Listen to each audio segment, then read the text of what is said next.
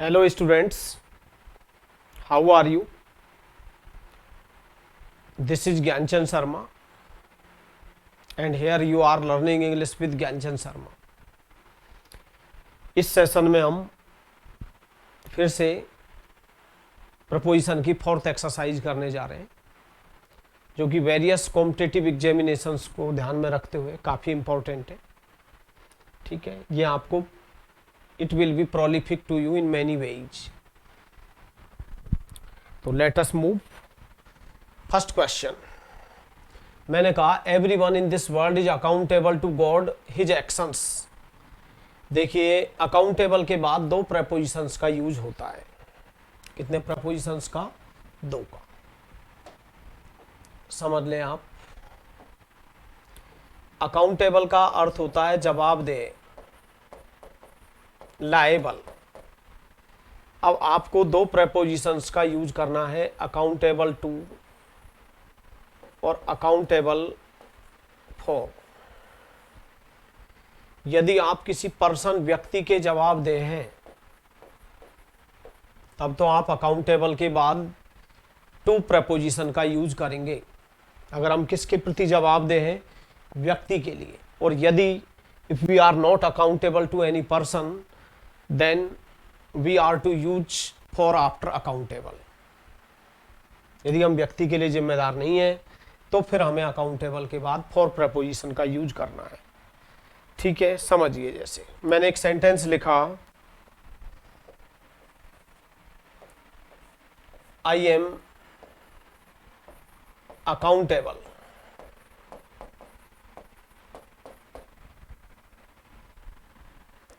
The principal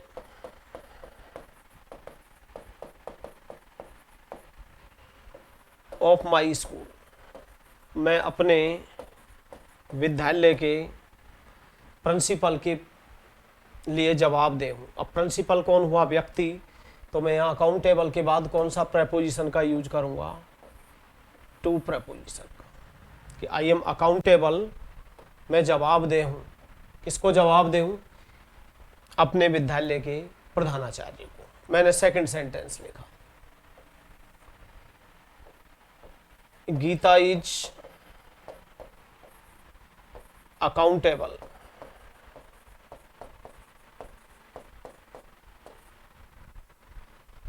this delay. इस देरी के लिए कौन जिम्मेदार है? गीता. अब अकाउंटेबल के बाद यहाँ पर्सन नहीं दिया हुआ है, here person is not given. तो आप समझ गए होंगे कि हम अकाउंटेबल के बाद कौन से प्रपोजिशन का यूज करेंगे? फॉर प्रपोजिशन का यूज करेंगे. ठीक है, तो आप नोट कर लेंगे. एक तरह से अकाउंटेबल का मतलब होता है, अकाउंटेबल मीन्स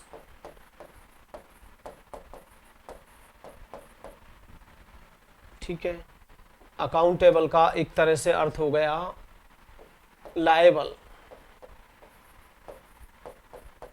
और लायबल के बाद हम कौन सा प्रपोजिशन यूज करेंगे? टू. यानी एक तरह से रेस्पॉन्सिबल, जिम्मेदार. और रेस्पॉन्सिबल के बाद हम क्या यूज करेंगे? For preposition. तो अकाउंटेबल टू, लायबल टू, ठीक है, रेस्पॉन्सिबल फॉर. कोई चीज के प्रति हम जिम्मेदार हैं तो रेस्पॉन्सिबल के बाद कौन सा प्रपोजिशन आएगा? For preposition. तो अकाउंटेबल के बाद हम दो प्रपोजिशंस यूज करेंगे, टू का भी और फॉर का भी. अब देख लेते हैं हम क्वेश्चन को. क्वेश्चन में क्या दिया हुआ है यहाँ देखेंगे आप. वो कह रहा है कि एवरीवन इन दिस वर्ल्ड, हर कोई इस संसार में, इज अकाउंटेबल, जवाबदेह है. अब देखिए व्यक्ति के लिए जवाबदेह है, ईश्वर व्यक्ति होता है तो टू आया है. किसके लिए? हिज एक्शंस, अपने कार्यों के लिए, अपने डीड्स के लिए. तो हर कोई व्यक्ति इस संसार में अपने कार्यों के लिए किसको जवाबदेह है? ईश्वर को जवाबदेह है. इसलिए अकाउंटेबल के बाद यहाँ पर हम फॉर का यूज करेंगे क्योंकि यहाँ पर्सन नहीं दिया हुआ है. जहाँ पे पर्सन दिया हुआ है गॉड, वहाँ पर हमने टू का यूज किया हुआ है. ठीक है, नेक्स्ट क्वेश्चन पे let us move to the second question. देखो ये दिया हुआ है, अ मैन इज नॉन. देखिए नॉन को लेकर के मैं आपको कंडीशंस बता देता हूँ। नॉन बाय होता है, नॉन के बाद हम टू भी यूज करते हैं, नॉन के बाद फॉर भी यूज करते हैं, नॉन के बाद हम प्रपोजिशन का यूज नहीं करते हैं, ये कंडीशन भी आती है। अच्छा, नॉन बाय की स्थिति हम देख लेते हैं, कंडीशन क्या होती है। देखिए, वैसे तो नॉन के बाद बाय आता नहीं है, लेकिन अंग्रेजी में एक कहावत बनी हुई है, प्रोवर्ब होती है, मैगजिम्स होती हैं, एडीज होती हैं। There are so many proverbs in English. अंग्रेजी में बहुत सारी कहावतें होती हैं, आपको याद भी होनी चाहिए। जैसे आ गया, अ little knowledge is a dangerous thing, तो ये याद ही होना चाहिए आपको। कल को लिटिल से पहले आर्टिकल पूछ लिया तो मैं यहाँ ए लिखूंगा, क्योंकि ये प्रोवर्ब इस तरह से बनी हुई है, a little knowledge is a dangerous thing, अल्प ज्ञान बड़ा खतरनाक होता है। A pen is mightier than a sword, एक कलम एक तलवार से अधिक शक्तिशाली होती है। अब मैंने कहा, a bird in the hand is worth two in the bush, कि एक पक्षी जो कि अपने हाथ में है वो उन दोनों पक्षियों से अधिक मूल्यवान है जो कि झाड़ी में है, छिपे हुए हैं। तो ये प्रोवर्ब होती है, प्रोवर्ब भी आपको याद करनी ही होंगी, ठीक है। तो अब एक कहावत होती है इंग्लिश में कि अ man is known by the company he keeps, एक व्यक्ति को उस संगति के द्वारा जाना जाता है जिस संगति में वह रहता है। यानी एक व्यक्ति में वैसे गुण आते हैं जैसी संगति में वो रहता है। तो फिक्स है, यहाँ पर हम नॉन के बाद बाय का यूज करेंगे, और मैं आपको फुल गारंटी देता हूं कि जब भी कभी ये नॉन के बाद बाय पूछा जाएगा तो आपको यही कहावत मिलेगी कि अ man is known by the company he keeps, कि एक व्यक्ति को उस संगति के द्वारा जाना जाता है जिस संगति में वह रहता है। तो ये तो आप याद कर लेना, तो ये नॉन बाय की प्रॉब्लम तो अपनी दूर हुई। अब हम बात करते हैं कि नॉन के बाद टू और फॉर और ये क्रॉस यानी प्रपोजिशन कब नहीं आता है। तो देखिए, जब हम नो वर्ब का यूज पैसिव वॉइस में यूज करते हैं तो ही हम नॉन के बाद टू या फॉर प्रपोजिशन का प्रयोग करते हैं, लेकिन अगर हम इसका यूज एक्टिव वॉइस में करते हैं तो नॉन के बाद प्रपोजिशन का यूज नहीं होता है। तो आप नोट डाल लेंगे पहले, तो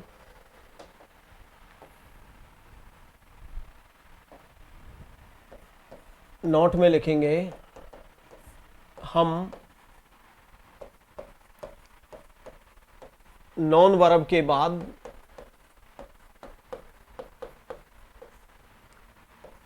टू अथवा फॉर प्रपोजिशन का प्रयोग नहीं करते हैं।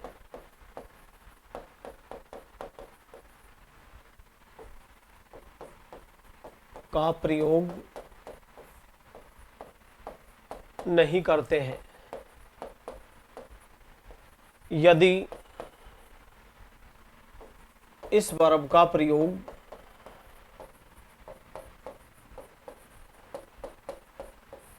एक्टिव वॉइस में किया जाता है।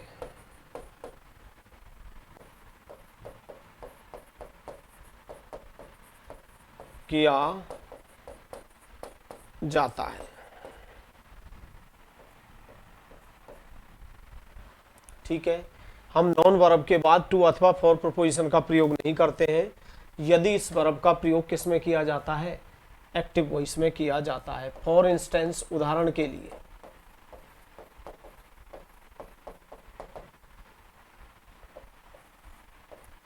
I have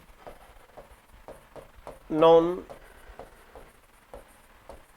your, I have non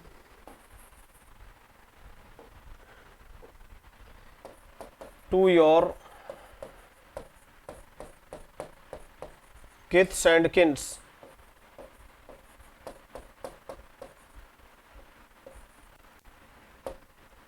मैं तुम्हारे मित्र एवं रिश्तेदारों को जान चुका हूं। ये सेंटेंस गलत है। क्यों गलत है? क्योंकि ये वाक्य एक्टिव वॉइस में है। आई हैव नोन, मैं जान चुका हूं। मैं किसे जान चुका हूं? तुम्हारे मित्रों एवं रिश्तेदारों को, किथ्स एंड किन्स। चूंकि ये सेंटेंस एक्टिव वॉइस में है इसलिए हम इसको ऐसे नहीं लिख करके क्या लिखेंगे, आई हैव नोन, मैंने जान लिया है या मैं जान चुका हूं, योर, तुम्हारे, किथ्स एंड किन्स, तुम्हारे मित्र एवं रिश्तेदारों। तो ये आपका करेक्ट आंसर हो जाएगा, ठीक है। अब आप नोट में सेकंड पॉइंट लिखेंगे,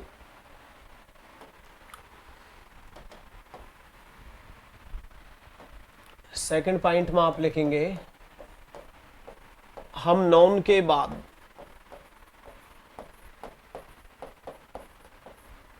टू तथा फॉर प्रपोजिशन का प्रयोग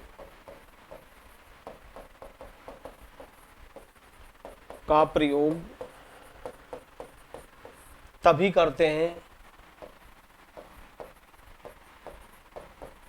जब इस वर्ब का प्रयोग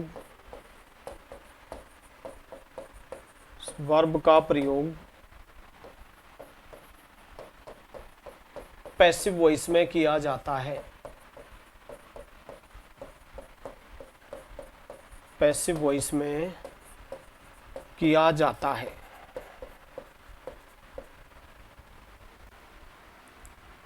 हम नाउन के बाद टू तथा फॉर प्रपोजिशन का प्रयोग तभी करेंगे, आपको याद रखना है, जब इस वर्ब का यूज किसमें किया गया है, पैसिव वॉइस में। अब हमें यह देखना है कि नाउन के बाद टू कब आएगा, फॉर कब आएगा।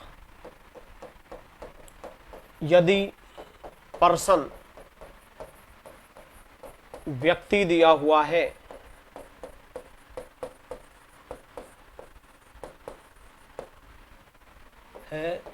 तो हम नाउन के बाद टू प्रपोजिशन का प्रयोग करते हैं। नाउन के बाद टू प्रपोजिशन का प्रयोग करते हैं।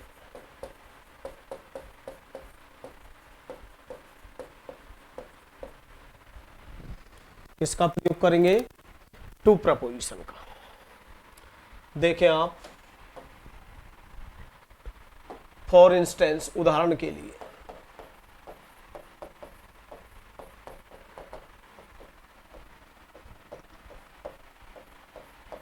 ही हैज नोन, वह जान चुका है, टू माई पेरेंट्स, उसने मेरे माता पिता को जान लिया है। ये गलत वाक्य है क्योंकि ये वाक्य सेंटेंस किस में है, एक्टिव वॉइस में। तो एक्टिव वॉइस में हम नो वर्ब के बाद प्रेपोजिशन का यूज नहीं करते हैं। तो हमें करेक्ट कैसे लिखना है ये सेंटेंस, हम कहेंगे कि he has known my parents, उसने मेरे माता पिता को जान लिया है। ये क्या हो गया, एक्टिव वॉइस। क्या हो गया, एक्टिव वॉइस। अब हम इसका क्या बना सकते हैं, पैसिव वॉइस। तो पैसिव वॉइस बनाएंगे तो आपको पता है हैज हैव का पैसिव वॉइस किस में बनता है, हैज बीन हैव बीन में। यानी मेन वर्ब की थर्ड फॉर्म का पैसिव वॉइस हम किस में बनाते हैं, बीन में। जहाँ भी थर्ड फॉर्म आ जाती है वहाँ पर हम पैसिव वॉइस किस में बनाते हैं, बीन में। तो मैंने यहाँ पे क्या लिखूंगा, पैसिव वॉइस बना हुआ, तो माई पेरेंट्स क्या लिखेंगे हम लोग, माई पेरेंट्स। अब माई पेरेंट्स बहुवचन में दिया हुआ है तो हैव बीन नोन।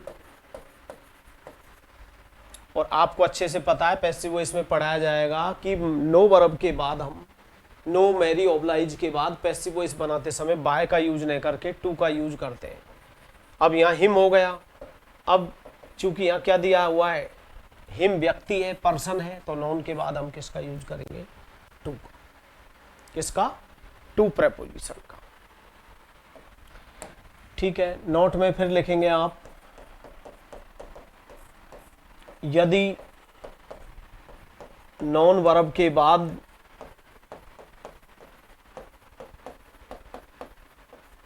पर्सन नहीं दिया हुआ है, व्यक्ति नहीं दिया हुआ है, पर्सन नहीं दिया हुआ है, तो हम नॉन के बाद फॉर प्रेपोजिशन का प्रयोग करते हैं।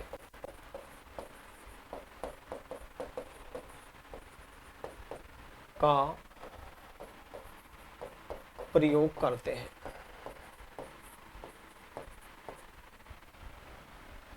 यदि नॉन वर्ब के बाद पर्सन नहीं दिया हुआ है तो हम नॉन के बाद फॉर प्रेपोजिशन का प्रयोग करते हैं। देखते हैं हम,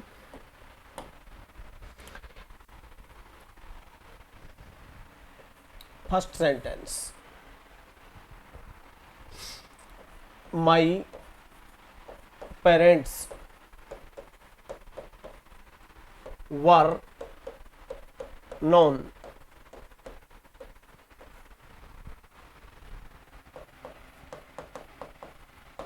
गीता। और मैंने सेकंड सेंटेंस लिख दिया,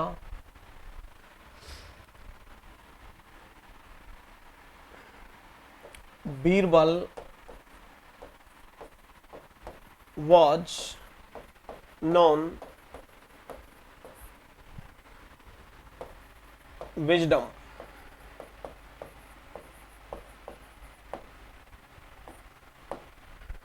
देखिए, मैंने देखा कि यहां वर दे रखा है और वर के बाद थर्ड फॉर्म दी हुई है। इट मीन्स सेंटेंस किस में है? पैसिव वॉइस में है। किस में है सेंटेंस? पैसिव वॉइस में। तो मैंने कहा माई पेरेंट्स वर नॉन, मेरे माता पिता नॉन है। अब यहां पर्सन दिया हुआ है तो टू आएगा। यहां मैंने देखा वॉज नॉन दे रखा है, सेंटेंस ऑलरेडी किस में है? पैसिव वॉइस में। क्योंकि इज आर एम के बाद थर्ड फॉर्म आएगी तो इट मीन्स सेंटेंस किस में है? पैसिव वॉइस में। यदि वाज वर के बाद थर्ड फॉर्म दी हुई है तो निश्चित है, ऑब्वियस है कि सेंटेंस किस में है? पैसिव वॉइस में। तो यहाँ वॉज नॉन दिया हुआ है, लेकिन यहाँ पर हिज विजडम, अपनी बुद्धिमानी के लिए, तो यहाँ पर हम किसका यूज करेंगे? फॉर का। ठीक है। और एक नोट भी डाल देंगे आप, जब नॉन के बाद फॉर प्रेपोजिशन का प्रयोग होता है,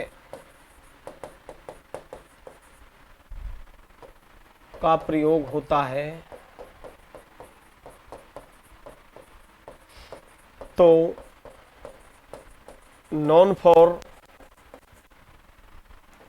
का अर्थ हो जाता है प्रसिद्ध। तो नॉन फॉर का अर्थ क्या हो जाता है? प्रसिद्ध। और इस प्रसिद्ध को हम अंग्रेजी में क्या क्या बोल सकते हैं? फेमस फॉर, प्रसिद्ध, नॉन फॉर, प्रसिद्ध, इलस्ट्रियस फॉर, प्रसिद्ध, रेपुटेड फॉर,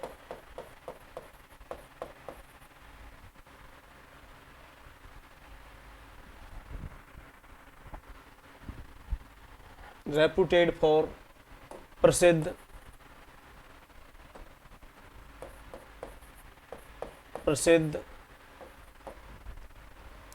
इसी को हम क्या बोल सकते हैं? सेलिब्रेटेड फॉर,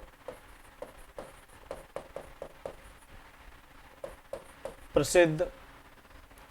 इसी के लिए हम क्या वर्ड यूज कर सकते हैं?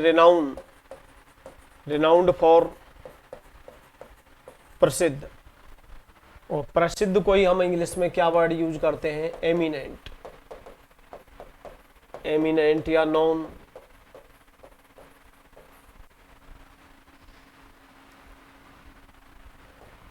ठीक है।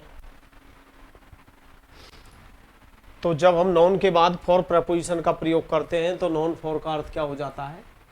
प्रसिद्ध हो जाता है। Famous for, non for, illustrious for, reputed for, celebrated for, renowned for, eminent, non, और सारे वर्ड्स हैं जो हम प्रसिद्ध के लिए यूज कर सकते हैं। और हम इसका एंटोनिम्स के रूप में क्या यूज कर सकते हैं? इस वर्ड के एंटोनिम्स के रूप में नोटोरियस। नोटोरियस का मतलब कुख्यात, और नोटोरियस के बाद कौन सा प्रपोजिशन आता है? फॉर। या जो व्यक्ति एक तो जाना जाता है, एक ऑब्सक्योर होता है। ऑब्सक्योर का मतलब है एक तरह से अननोन। तो ये वर्ड हम इसके एंटोनिम्स के रूप में यूज कर सकते हैं। ऑब्सक्योर कह सकते हैं या नोटोरियस। नोटोरियस का मतलब कुख्यात होता है, और नोटोरियस के बाद भी कौन सा प्रपोजिशन आता है? For preposition. ठीक है। नेक्स्ट देखिए, गुड और बैड दोनों के बाद एट प्रपोजिशन आता है। गुड एडजेक्टिव है और बैड भी एडजेक्टिव है, दोनों के बाद एट प्रपोजिशन आता है। Good at singing, good at dancing, good at making fabulous stories, bad at writing, bad at singing, bad at dancing. तो गुड और bad both are adjectives and both are followed by at, दोनों के बाद ही हम eight का use करते हैं। तो मैंने कहा I am not bad at singing, यानी मेरी जो परफॉर्मेंस है सिंगिंग में बुरी नहीं है। तो bad at, good at. Next number पे his boss has accused him, उसके बॉस ने उसे दोषी ठहराया है, किसका? करप्शन का। देखो ये रिलेटेड वर्ड है, जैसे मैंने कहा फाइंड गिल्टी ऑफ, दोषी पाना, किसी को दोषी ठहराना, एक्यूज ऑफ, किसी को आप आरोपित कर रहे हो, charged with murder, charged with theft, आरोपित करना। लगभग ये क्या है, सिमिलर वर्ड्स है, आइडेंटिकल है। तो मैंने कहा his boss has accused him, उसके बॉस ने उसे दोषी ठहराया है, किसका दोषी ठहराया है? भ्रष्टाचार का।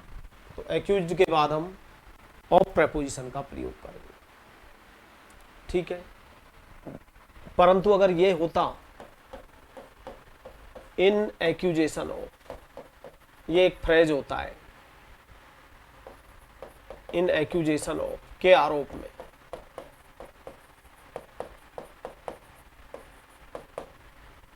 तो हम ऑफ का यूज करते हैं। क्योंकि यहाँ एक्यूज का प्रयोग वर्ब के रूप में हुआ है कि उसके बॉस ने उसे दोषी ठहराया है। किस चीज का दोषी ठहराया है? करप्शन का, भ्रष्टाचार। इसलिए हम यहाँ एक्यूज्ड के बाद ऑफ प्रपोजिशन का यूज करेंगे। नेक्स्ट नंबर पे आई डू नॉट बिलीव। अब आप अच्छे से जानते हो कि बिलीव विश्वास करना, बिलीव के बाद हम इन प्रपोजिशन का यूज करते हैं। ट्रस्ट का मतलब विश्वास करना, इन प्रपोजिशन का यूज करते हैं। हैव फेथ, विश्वास करना, और हैव फेथ के बाद भी हम इन प्रपोजिशन का यूज करते हैं। Believe in, trust in, have faith in, ठीक है। और रिलाई के बाद हम ऑन का यूज करते हैं। रिलाई ऑन का मतलब किसी पे निर्भर रहना, भरोसा करना। और भी वर्ड है काउंट ऑन, किसी पे भरोसा करना, विश्वास करना। हिंज होता है HING, ऑन, ऑन नहीं मिले तो आप ऑन भी लिख सकते हैं, ठीक है। बाद की बातें हैं। डिपेंड भी होता है, निर्भर रहना। ऑन आता है, ऑन नहीं मिले तो आप ऑन भी लिख सकते हैं।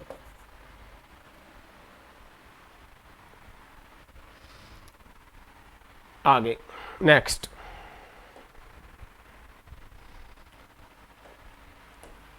The whole team is hopeful.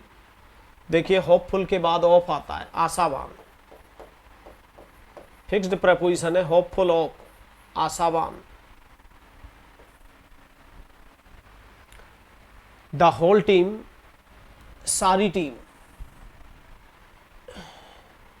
इन नहीं है, इज है, मिस गलत कर दिया है। The whole team is hopeful of winning the match, यानी मैच को जीतने को लेकर के जो सारी टीम है वो क्या है? आशावान है। तो hopeful is always followed by of preposition. It means hopeful always takes of preposition after it, यानी होपफुल के बाद कौन सा प्रपोजिशन का यूज होता है? हमेशा ऑफ प्रपोजिशन का। आप नोट कर लेंगे।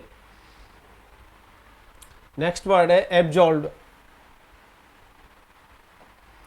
देखो वैसे तो हम एब्जॉल्व्ड के बाद दो प्रपोजिशन का यूज करते हैं, फ्रॉम, एब्जॉल्व्ड फ्रॉम, एब्जॉल्व्ड फ्रॉम। विशेषकर पाप शब्द दिया हुआ हो तो सिन। तो देखिए वैसे तो एब्जॉल्व्ड के बाद टू आता है, और किसी को पाप से बरी किया जाता है तो हम एब्जॉल्व्ड के बाद किसका यूज करते हैं? एब्जॉल्व वर्ब के बाद ऑफ का। लेकिन चूंकि यहाँ पर ऑप्शन में फ्रॉम नहीं दिया हुआ है तो निश्चित है एब्जॉल्व्ड के बाद हम दो प्रपोजिशन यूज करते हैं, ऑफ भी और फ्रॉम भी। तो हम यहाँ पर किसका यूज कर देंगे? ऑफ का। एब्जॉल्व का मतलब होता है एब्जॉल्व, फ्री फ्रॉम, ब्लेम, किसी दोष से मुक्त करना, एक्सोनरेट करना, EXONE, एक्सोनरेट करना, या बरी करना, रिहा करना, एक्विट करना। ठीक है। एक्विट का मतलब भी बरी करना होता है। एक्विट के बाद हम कौन सा प्रेपोजिशन यूज करते हैं? ऑफ। Equity of. तो द ऑथोरिटीज, अधिकारियों ने उसे जो चार्ज उसके विरुद्ध लगाए गए थे, फ्रेम्ड किए गए थे, जितने भी चार्जेस, उनसे बरी कर दिया, ठीक है, मुक्त कर दिया। तो एब्जॉल्व के बाद हमने किसका यूज कर दिया? ऑफ प्रेपोजिशन का। नेक्स्ट, दे अटैक्ड। देखिए मैं आगे चल के बेसिक में पढ़ाऊंगा आपको। अटैक दो तरह का होता है। एक तो नाउन होती है। अटैक का मतलब जब नाउन होती है तो इसका मतलब होता है हमला। और जब अटैक का यूज नाउन के रूप में होता है तो हम इसके बाद ऑन प्रेपोजिशन का यूज करते हैं। इसका? ऑन का। लेकिन अटैक का मतलब वर्ब भी होती है, जिसका मतलब होता है हमला करना। और अब यहां पर मैंने इसका यूज वर्ब के रूप में यूज किया है। और जब इसके बाद वर्ब के रूप में यूज होता है तो अटैक के बाद हम किसी भी प्रपोजिशन का प्रयोग नहीं करते हैं। देखिए, नोट भी डाल लेंगे आप इस पे।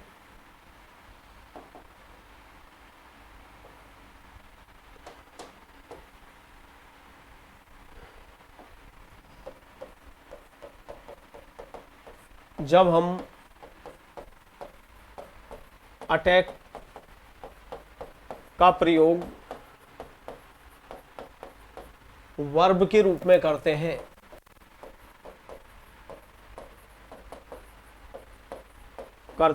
तो अटैक का अर्थ हो जाता है, अर्थ होता है हमला करना। हमला करना, जिसको हम इन्वेड बोलते हैं, असेल बोलते हैं। तो अटैक का अर्थ क्या हो जाता है? हमला करना, इन्वेड, असेल। और इस कंडीशन में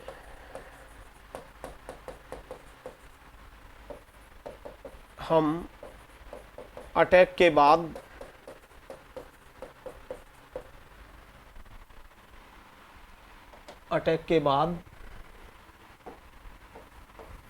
ऑन प्रेपोजिशन का प्रयोग नहीं करते हैं।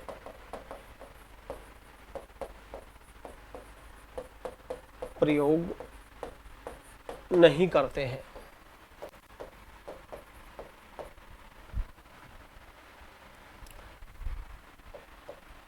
मेरे दुश्मन ने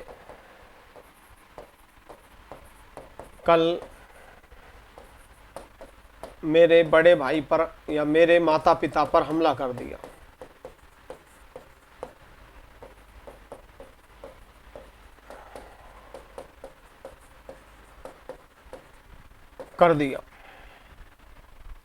क्या लिखा मैंने? कि मेरे दुश्मन ने कल मेरे माता पिता पर हमला कर दिया। तो मैंने इसकी इंग्लिश बनाई कि माई, मेरा, फो मीन्स दुश्मन, एनिमी, अटैक्ड, हमला कर दिया। अब हमारी क्या गंदी आदत होती है, हम हिंदी के अनुसार चलते हैं। आपने कहा सर हमें एक पर की अंग्रेजी बताइए, गुरुजी झट से बता देते हैं कि ऑन लिख दो। जबकि आप हिंदी और इंग्लिश को, मैंने I have told you at the outset of the basic English that never compare both the languages in the same coin. You are to interpret both the languages in different coins because these are varied languages and they don't have any resemblance. तो मैंने कहा my foe attacked on my parents yesterday. अब हम हिंदी से Manugraph obsessed होते हैं। किससे obsessed होते हैं? हिंदी से। अब ये गलत सेंटेंस हो गया। आपने कहा कि माई फो, मेरे दुश्मन ने, अटैक्ड मीन्स हमला कर दिया। अब आपने पर के अर्थ में क्या लिख दिया? ऑन। जबकि यहाँ पर अटैक्ड का यूज किसके रूप में हुआ है? वर्ब के रूप में। और जब हम अटैक का प्रयोग वर्ब के रूप में यूज करते हैं तो अटैक के बाद कभी भी प्रेपोजिशन का प्रयोग नहीं होता है, स्पेशली ऑन प्रेपोजिशन का यूज नहीं होता है। तो माई फो अटैक्ड, मेरे दुश्मन ने हमला कर दिया। माई पेरेंट्स तभी तो मैं आपसे कहता हूं कि हिंदी और इंग्लिश को आप एक नहीं समझ सकते, ठीक है। हिंदी हिंदी होती है, इंग्लिश इंग्लिश होती है। अब जो व्यक्ति हिंदी वाला है वो तो चक्कर में पड़ जाएगा, बोला साहब पर के लिए तो आपने कोई वर्ड ही नहीं लिखा, जबकि इंग्लिश के पॉइंट ऑफ व्यू से हमें ये होता है कि अटैक्ड का यूज वर्ब के रूप में कर रहे हैं, तो आप ऑन प्रपोजिशन का यूज नहीं कर सकते। आप डायरेक्ट इंग्लिश बनाएंगे, माई फो अटैक्ड, मेरे दुश्मन ने हमला कर दिया, माई पेरेंट्स, मेरे माता पिता पर, यस्टरडे, ये अपना करेक्ट आंसर है। जबकि ये गलत है, क्योंकि यहाँ अटैक्ड किसके रूप में यूज हुआ है, वर्ब के रूप में, तो यहाँ पर हमें ऑन का प्रयोग नहीं करना है, ठीक है। फिर आप नोट डालेंगे,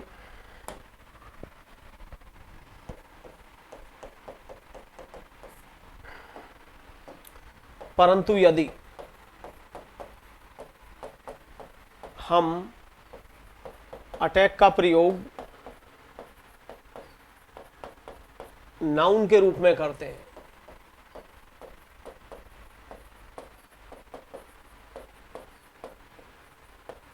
तो हम अटैक के बाद ऑन प्रपोजिशन का प्रयोग करते हैं, ऑन प्रपोजिशन का प्रयोग करते हैं।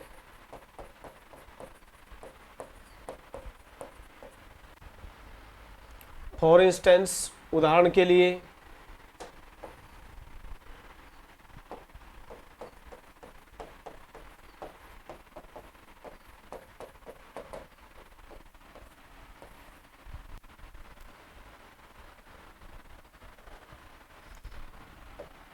there was a terrorist attack. There was a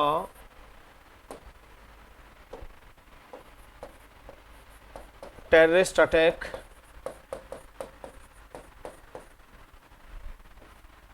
Mumbai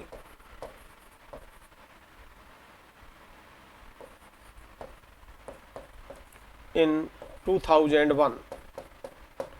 2001 में मुंबई पर एक आतंकवादी हमला हुआ। तो यहाँ मैं अटैक के बाद ऑन यूज कर रहा हूँ, क्योंकि यहाँ अटैक का मतलब है हमला, नाउन के रूप में यूज किया है, ठीक है। ये हम बेसिक इंग्लिश में बहुत अच्छे से सीखेंगे कि यदि अटैक का प्रयोग किसके रूप में किया जाता है, वर्ब के रूप में, तो हम अटैक के बाद किसी भी प्रपोजिशन का यूज नहीं करेंगे। लेकिन अटैक का यूज यदि हम नाउन के रूप में यूज करते हैं, अब देखिए उस सेंटेंस में क्या दिया हुआ था, यहाँ आ जाइए आप, देखिए ये रहा, दे अटैक्ड, उन्होंने हमला कर दिया। ये क्वेश्चन पूछा गया था, this question was asked in SSC CHSL इन 2012। 2012 में क्वेश्चन आस्क्ड हुआ था, किसमें, SSC 10+2 में। तो दे अटैक्ड, उन्होंने हमला कर दिया, तो कोई तो लिख रहा है ऑन द एनिमी, जो हिंदी अनुवाद कर रहा है वो तो क्या लिखेगा कि उन्होंने हमला कर दिया, ये गलत, न ये आएगा न अगेंस्ट आएगा, बल्कि क्या आएगा, उन्होंने दुश्मन पर हमला कर दिया। तो करेक्ट आंसर क्या हो जाएगा, ए, द एनिमी। नेक्स्ट है रिजेंबल। देखो मैं रिजेंबल का अर्थ समझा देता हूं। रिजेंबल का मतलब होता है के जैसा दिखाई देना।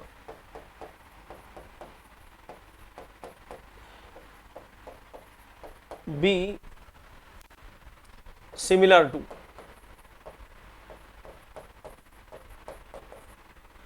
लुक लाइक टू, के जैसा दिखाई देना। बी अलाइक या बी आइडेंटिकल, एक जैसा होना।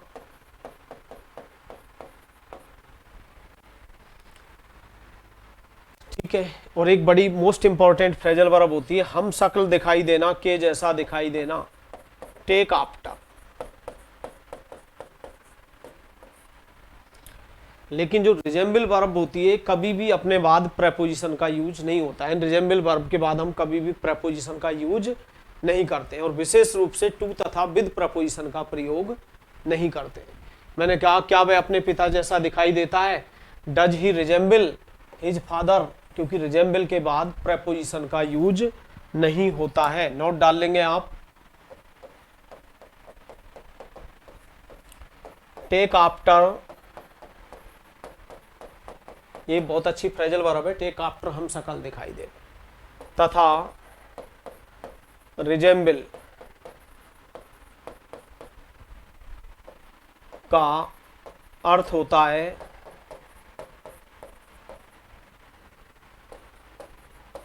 हम शक्ल दिखाई देना।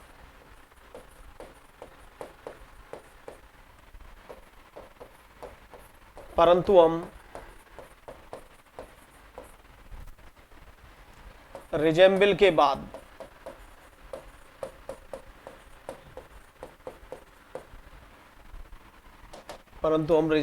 बाद प्रेपोजिशन का प्रयोग नहीं करते हैं, प्रयोग नहीं करते हैं, और स्पेशली विशेष रूप से टू तथा विद प्रेपोजिशन का प्रयोग नहीं करते हैं, का प्रयोग नहीं करते हैं।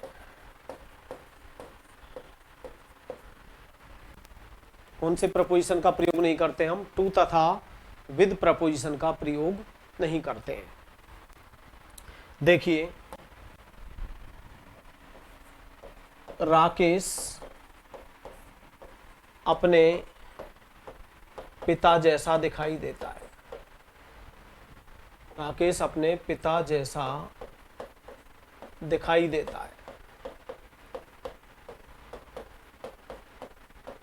मैं इसकी इंग्लिश या तो बनाऊंगा, मैंने लिखा Rakesh resembles with his father.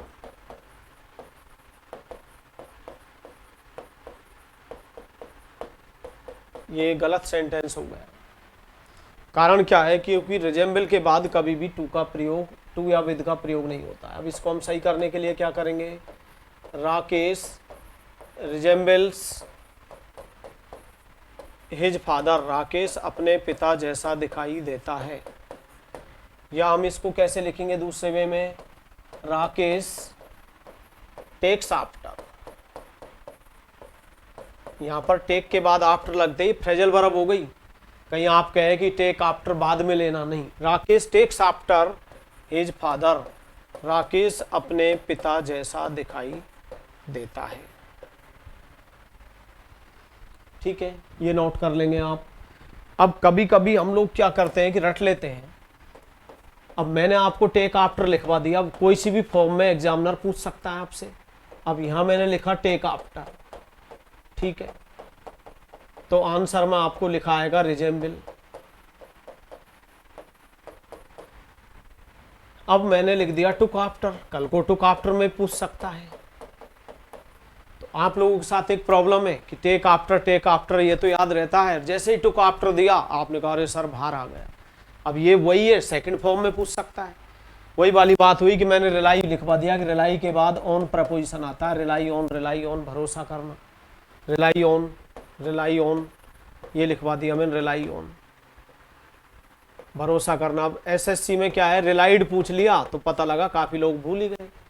भाई वो तो सेकंड फॉर्म में पूछ लिया, वाई को आई में बदल के ईडी लगा दिया, रिलाइड, तो भी क्या आएगा? ऑन ही आएगा। तो टुक आफ्टर आएगा, सेकंड फॉर्म आएगी, तो यहाँ आंसर में क्या मिलेगा? रिजेंबल्ड। और टेकन आफ्टर आएगा तो भी हमारा आंसर क्या मिलेगा? रिजेंबल्ड। यानी जिस फॉर्म में होगा उसी फॉर्म में हमें आंसर देना होगा। ठीक है, नोट डाउन कर लेंगे आप। अब एक नोट और है इस पे टेक आफ्टर को लेके।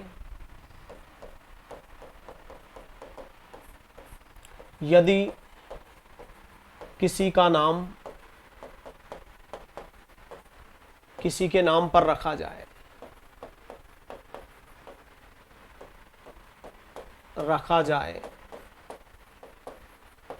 तब भी हम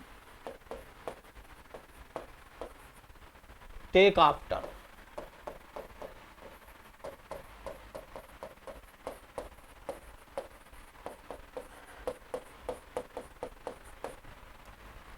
फ्रेजल वर्ब का प्रयोग करते हैं। किसी के नाम पे नाम रखना तो क्या आता है, नेम आफ्टर। मैंने कहा don't name this baby after Sohanlal, इस बेबी का नाम सोहनलाल के नाम पर मत रखिए। तो हम कौन सी फ्रेजल वर्ब का प्रयोग करते हैं, टेक आफ्टर फ्रेजल वर्ब का प्रयोग करते हैं। ठीक है, फॉर एग्जाम्पल, फॉर इंस्टेंस, उदाहरण के लिए,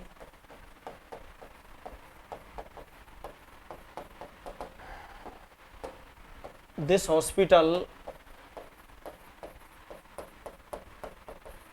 takes its name after Mahatma Gandhi.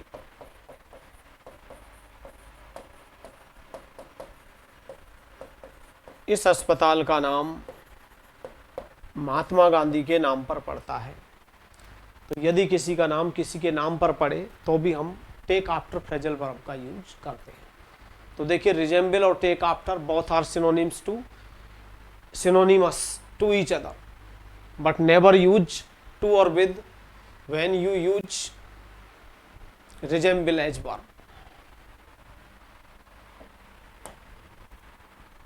Next question पर मूव करते हैं हम। परवेसिव, परवेसिव का मतलब है व्याप्त, कण कण में, यूबिक्विटस, जो हर जगह फैला हुआ है। पहले मैं परवेसिव का अर्थ बता देता हूं आपको। परवेसिव का मतलब है ओमनी प्रेजेंट, सर्वव्यापी, जो हर जगह फैला हुआ है। यूबिक्विटस,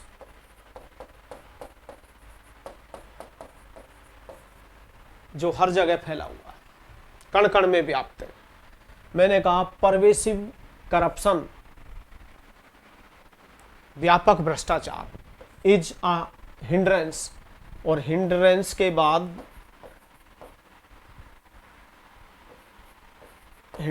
बाद हम टू प्रपोजिशन का यूज करते हैं। हिंड्रेंस का मतलब अड़चन, बाधा, ऑब्स्टैकल, इम्पेडिमेंट। एक्चुअल में एक वर्ड होता है हिंडर। हिंडर का मतलब तो होता है एक तरह से रोकना, और हिंडर के बाद हम फ्रॉम का यूज करते हैं। Stop from,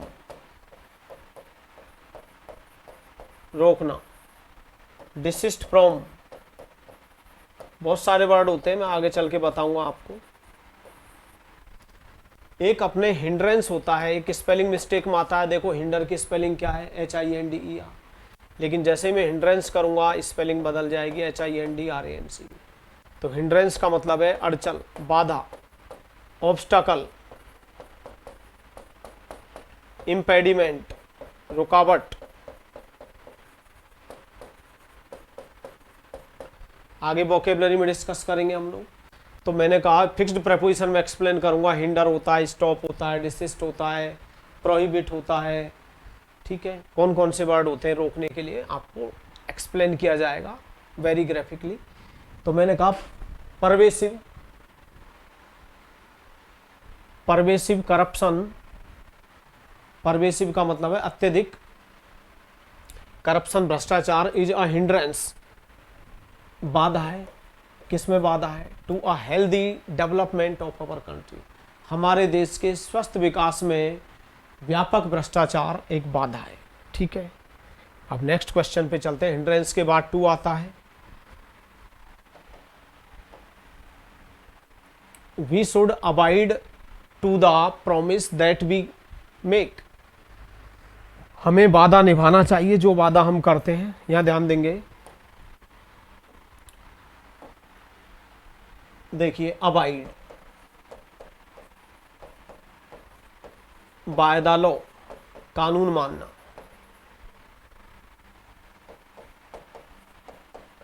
avoid by the rule, नियम मानना।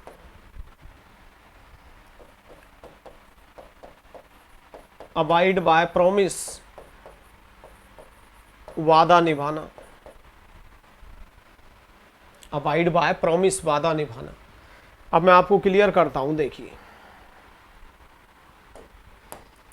मैंने कहा कानून मानना,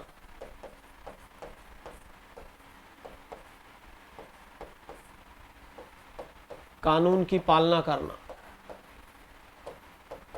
कानून मानना, कानून की पालना करना, नियम मानना, इनके लिए हम बहुत सारे वर्ड यूज कर सकते हैं। एडहियर, स्टिक टू,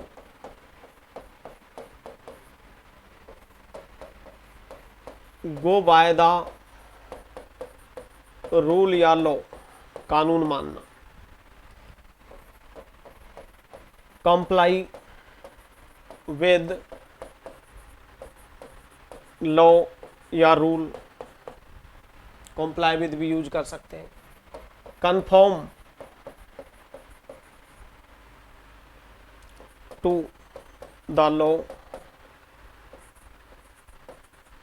या रूल, कन्फर्म शब्द का यूज कर सकते हैं। देखिए एडहियर शब्द यूज ले सकते हैं हम कानून मानने के लिए, स्टिक का यूज कर सकते हैं, गो बाय द रूल ले सकते हैं, कॉम्प्लाई विद ले सकते हैं, कन्फर्म शब्द का यूज कर सकते हैं, फॉलो शब्द का यूज कर सकते हैं, कैरी आउट का यूज कर सकते हैं। आगे चल के पढ़ेंगे, जब मैं फिक्स्ड प्रेपोजिशन पढ़ाऊंगा तो मैं आपको बहुत डीपली पढ़ाऊंगा इनके बारे में, ठीक है ना, कि कानून मानने के लिए हम क्या क्या यूज कर सकते हैं, कॉम्प्लाई विद का क्या क्या अर्थ निकलते हैं, तो वहाँ पे डिस्कस करेंगे। अभी आप फिलहाल के लिए देख लें अबाइड बाय डिसीजन, कोई निर्णय से सहमत होना। अबाइड बाय का मतलब सहमत भी होता है, अगर आप किसी निर्णय से सहमत हैं, ठीक है, या किसी निर्णय को मानते हैं तो अबाइड बाय आएगा। अबाइड बाय प्रॉमिस, यदि आप अपना कोई वादा पूरा करते हैं, वादा निभाते हैं, तो भी अबाइड बाय आता है। अबाइड बाय द लॉ, यदि आप किसी कानून को मानते हैं तो भी। अबाइड बाय द रूल, नियम मानते हैं। Abide by the rule and regulation, यदि आप नियम और कानून मानते हैं।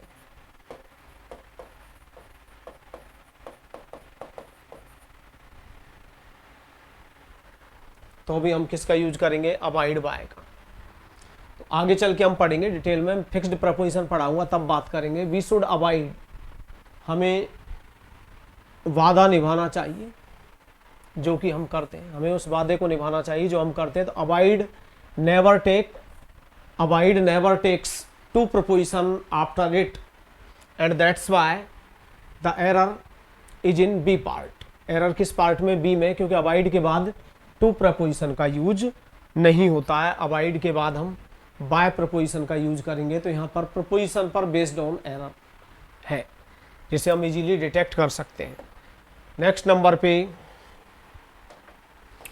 Every student had to abide by the rules and regulations of the hostel, प्रत्येक छात्र को हॉस्टल के नियम और कायदों का पालन करना पड़ता था। तो यहाँ अबाइड के बाद कौन सा प्रपोजिशन आएगा, by, abide by. Next 13 number पे, I wondered if he would comply. देखिए कॉम्प्लाई का मतलब मानना होता है, कॉम्प्लाई स्वीकार करना होता है, कॉम्प्लाई विद का मतलब सहमत होना होता है, एग्री होना होता है। तो कॉम्प्लाई के बाद भी कौन सा प्रपोजिशन आता है, कॉम्प्लाई विद, ठीक है। तो यहाँ पर हम किसका यूज करेंगे, विद प्रपोजिशन का। आई वॉन्डर्ड, मुझे आश्चर्य हुआ, इफ ही वुड कॉम्प्लाई, कि वह पूरा करेगा ग्रैंडफादर्स विशेज। नेक्स्ट नंबर पे, लेट अस, देखिए एक वर्ड होता है बराबरी करना, प्रतिस्पर्धा करना। वाई विद और compete विद, बराबरी करना, प्रतिस्पर्धा करना। Vie with, compete with. अब सबसे बड़ी प्रॉब्लम ये होती है कि हम लोग रट लेते हैं, एक्चुअल में कोई भी वर्ब के अंत में आई ई आता है तो आई ई को वाई में बदल करके हम क्या लगा देते हैं, आई एन जी। जैसे डाई है तो क्या कर देंगे, डाइंग। लाई है, लाई झूठ बोलना है, लेटना, लाइंग। टाई मीन्स बांधना, टाइम, और वाई बराबरी करना, प्रतिस्पर्धा करना, तो V Y I N G. अब वाइंग के बाद CGL में 2 दे रखा है, तो वाइंग। अब मैंने देखा कि लड़कों को वैसे तो याद था आपके वाई विद बराबरी करना, प्रतिस्पर्धा करना, लेकिन जैसे ही CGL में आपको वाइंग 2 दिया तो आप नियम भूल गए, क्योंकि उसने ING लगा के दे दिया, तो ई को किस में बदल दिया, वाई में। तो वाइंग आएगा तो कौन सा प्रपोजिशन आएगा, विद। तो let us vie with each other, हम एक दूसरे से क्या करें, बराबरी करें, प्रतिस्पर्धा करें। Next question, this rule is not applicable. Applicable का मतलब है लागू, और एप्लीकेबल के बाद फिक्स्ड प्रपोजिशन है, हिंदी अनुवाद नहीं करना है आपको, एप्लीकेबल टू। काफ़ी लोग हिंदी अनुवाद करने के चक्कर में, हिंदी के चक्कर में एप्लीकेबल के बाद फॉर प्रपोजिशन का यूज कर देते हैं, ये गलत हो जाता है। मैंने कहा this rule is not applicable, ये नियम हर किसी के लिए लागू नहीं है, एप्लीकेबल टू। ठीक है, next question, he always been very jealous, वह हमेशा ईर्ष्यालु रहा है, जेलस रहा है। तो जेलस का मतलब होता है ईर्ष्यालु, और जेलस के बाद ऑफ प्रपोजिशन आता है। और एनवियस, एनवियस का मतलब भी क्या होता है, ईर्ष्यालु। इसके बाद भी हम किसका यूज करते हैं, ऑफ प्रपोजिशन। तो मैंने कहा he has always been very jealous, वह हमेशा से जेलस रहा है, किसका, मेरी उन्नति का, मेरी जो प्रोग्रेस है उसका वो क्या रहा है, ईर्ष्यालु रहा है। ठीक है, नेक्स्ट देखो, ये फ्रेज होता है we are going to deploy additional forces, हम अतिरिक्त सेना की तैनाती करने जा रहे हैं। We are going to deploy additional forces in collaboration, तो ये फिक्स्ड होता है in collaboration with, in collaboration with के सहयोग से, इन कोलैबोरेशन विद के सहयोग से, तो फिक्स है के सहयोग से। तो we are going to deploy additional forces, हम अतिरिक्त सुरक्षा बलों की तैनाती करने जा रहे हैं, इन collaboration with the central government, केंद्रीय सरकार के सहयोग से। तो इन कोलैबोरेशन विद के सहयोग से, फिक्स याद कर लेना। अब देखिए यहाँ पर मैंने कहा ना कि SSC में क्वेश्चन ये आया हुआ है CGL के अंदर 2018 में, the social media department the social media department is heedless, लापरवाह at the moment and many are vying to the post, और बहुत सारे लोग हैं जो वाइंग बराबरी कर रहे हैं, प्रतिस्पर्धा कर रहे हैं। तो देखिए यहाँ वाइंग के बाद क्या पोजीशन दिया हुआ है, टू, वाइंग टू, और आपको पता है कि वाई के बाद विद प्रपोजिशन का यूज होता है। वाइंग टू कौन से पार्ट में दिया हुआ है, सी पार्ट में, तो एरर किस में हो गई, सी पार्ट में, क्योंकि वाई के बाद विद प्रपोजिशन का प्रयोग किया जाता है। नेक्स्ट है, देखिए गलत कर रखा है, थोड़ा सा मिसप्रिंट है, एक्सेस के बाद विद कर ले आप, इसको अंडरलाइन कर ले। Only high officers have access, केवल उच्च स्तर के जो अधिकारी होते हैं उनकी ही प्रधानमंत्री तक पहुंच होती है। तो एक्सेस का मतलब होता है पहुंच, क्या होता है, पहुंच। एक्सेस, एक्सेस का मतलब होता है पहुंच, अप्रोच, अप्रोच के बाद भी टू आता है, रीच, पहुंच, और एक्सेस के बाद हम टू प्रपोजिशन का प्रयोग करते हैं, और जिस तक पहुंचा जा सके, एक्सेसिबल, एक्सेसिबल के बाद भी टू प्रपोजिशन आता है। जिस तक नहीं पहुंचा जा सके मैं वन वर्ड में भी लिखवाऊंगा, इन एक्सेसिबल, और इन एक्सेसिबल के बाद भी हम टू प्रपोजिशन का प्रयोग करते हैं। ठीक है, तो मैंने कहा कि एक्सेस के बाद विद दिया हुआ है तो कौन सा प्रपोजिशन आएगा, टू। जैसे मैंने कहा कि do you have any access, do you have any access,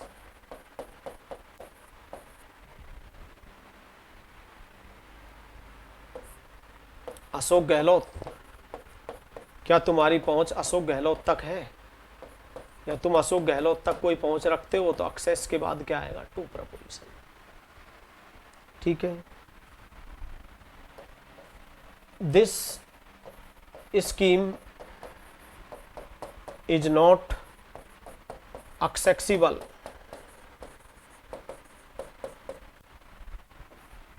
the public, यह स्कीम आम जनता तक इस, यानी जो ये स्कीम है ये कहाँ तक एक्सेसिबल नहीं है, इसकी पहुंच कहाँ तक नहीं है, यानी आम जनता तक ये स्कीम नहीं पहुंच पाई है। तो एक्सेसिबल हो या इनएक्सेसिबल हो, दोनों के बाद टू प्रपोजिशन का यूज होता है। Next, he went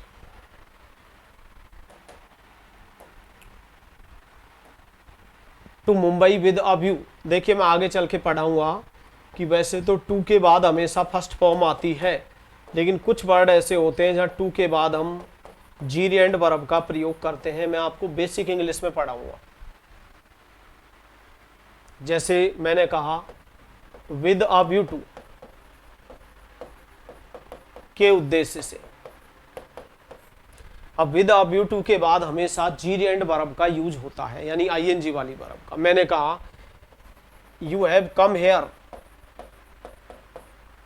you have come here, तुम यहां आए हो, with a view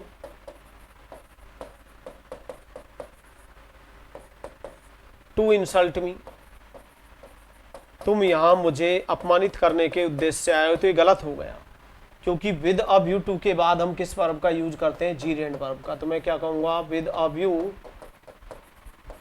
to insulting me, तो यहां with a view to insulting का यूज करना है। अब मैंने कहा कि ही वेंट टू मुंबई, वह मुंबई गया, with a view to secure, तो यहाँ सिक्योर की जगह क्या आएगा, टू सिक्योरिंग। ठीक है, मैं नेक्स्ट सेशन में आपको बताऊंगा कि ऐसे कितने वर्ड्स हैं जिनके बाद टू का यूज होता है, टू के बाद हम जीरेंड वर्ब का प्रयोग करते हैं। तो again thanks all of you for watching and supporting my YouTube channel, and if you are interested in watching more videos, then don't forget to subscribe my YouTube channel, English with Gyanchand Sharma.